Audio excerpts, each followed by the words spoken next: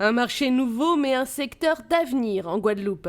L'e-commerce ou la vente sur Internet de produits est déjà bien ancré, bien qu'il manque parfois de visibilité, voire de structuration. Quand un site à moins de 5 000 euros, c'est comme si on disait bon, ben, je veux faire un petit bâtiment où j'achète quelque chose, mais ça ne va pas aller bien loin.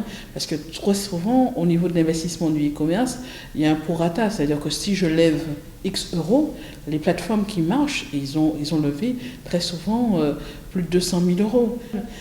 Avec le e-commerce, on atteint le monde. Mais il faut savoir quoi vendre et comment le vendre. Les petits commerçants ont le flair et craignent déjà pour leur survie. Oui, ça me touche énormément parce qu'avant, jusqu'à vous en s'est posé la question, comment c'est-il que l'État n'a pas encore mis un veto dessus par rapport à ça, parce que ça, par rapport à, les gens disent que c'est moins cher sur Internet. Certes, je l'avoue, c'est moins cher, mais d'un autre côté aussi, il ne faut pas oublier que nous, on a Internet, ils n'ont pas de charge, ils n'ont pas d'employés, ils n'ont rien. Et nous, dans les magasins, on a pas mal d'employés, on a le local, il faut payer, on a les salariés, tout ça. Oui, ça nous nuit énormément même, énormément.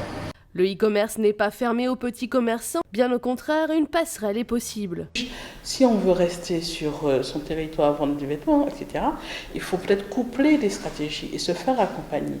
Et ça, les commerçants, effectivement, qui ne sont pas sur Internet, ils disparaîtront. Ça, c'est inévitable et ils ont raison de le dire. Les petits commerçants sont pourtant très réticents et leur stratégie pour faire face à l'évolution du e-commerce est plutôt frontale. Nous commerçants, on se parle, on se dit que Internet est en train de nous casser.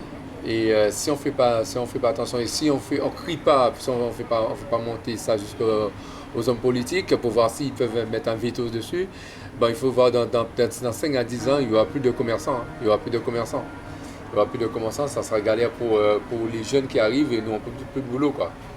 L'e-commerce versus petits commerçants, deux univers qui cohabitent encore, alors que de nouveaux modèles économiques sont en cours de création.